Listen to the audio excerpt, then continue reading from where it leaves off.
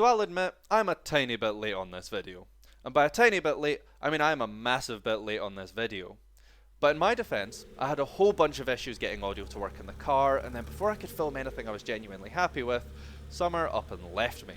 So here we are with some stitched together footage of my summer in my Honda Elise, and this questionable voiceover to try and make up for it. So, what have I been up to? Track time!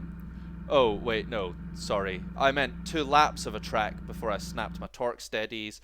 Right, the nice adjustable bit, I have to take them out, remanufacture them stronger, put something else in, there we go, and track time! If any of you got out to Knock Hill for the World of Supercars event, you might have seen me. For some reason I was stuck in the fast group with all the Lamborghinis, the McLarens, oh, and this one TVR Cerebra that I get stuck behind for a bit, because we're the same speed in the straights and I'm not allowed to pass in the corners, meaning I spent a lot of the time braking hard through every single bend until eventually he let me by near the end of the session. As for how well I did against the Big Macs and the Lambos, well, you can probably guess. Even if going through the corners I did try to fool myself into thinking I was putting up a fight. I'll give you a hint, I really wasn't. However, it was still a great day, and my first track day where the car was properly sorted since putting the Honda engine in it. Sadly, just as my confidence was building, the heavens opened, so only really got 1.5 of my 4 sessions for the day. Managing a not blazing, but also not awful, 1 minute and 5 seconds as my fastest lap.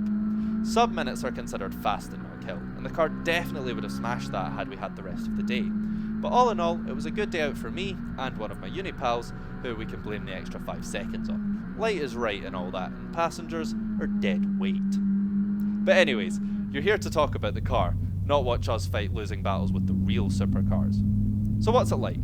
Well, the biggest change you notice is definitely in the acceleration. The step from 160 horsepower to 230 was a big one, and the car definitely shifts now, and VTEC is just a magical experience. The swap was worth it for that alone. The passenger reactions when the second cam kicks in is hilarious, and there's just something special about watching the needle drop off the end of the rev counter. With the more solid engine mount, you do feel the engine vibration a bit more, but it's not enough to be uncomfortable, and it adds a bit to the whole race car experience. Because let's be real, half the fun of a Lotus is pretending you're a GT3 driver.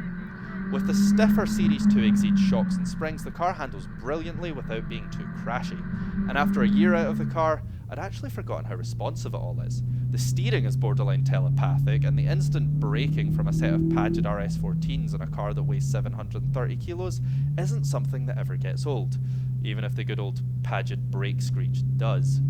I have to say, one of my favourite parts of the build has actually been the seats. The gel inserts do like to hold on to the cold a bit, but they're incredibly comfy. In fact, one of the main points my friends make after being in the car for the first time since the swap hasn't been anything to do with the very impressive engine swap I've done, or how much faster my car is, or the cool noise it makes in VTEC. They just say it doesn't hurt to sit in anymore. I guess it's magic what you can do with a bit of foam and a turkey carver. Don't get me wrong, it's still an uncomfortable little plastic coffin. It's cramped, it's loud, smells a little bit like petrol all the time, and as cars go, it's not exactly perfect. But in terms of fun, I honestly can't think of much that would beat it.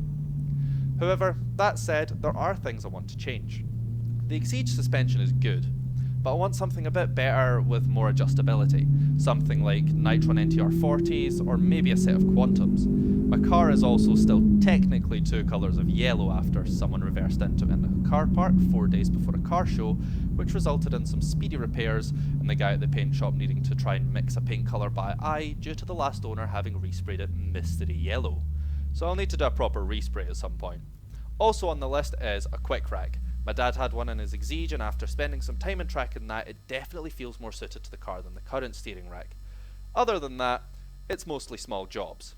Oh, and one massive secret project, all of which I'll be posting up as videos if any of you still want to watch me muddle away on this thing. Until then, thanks for watching.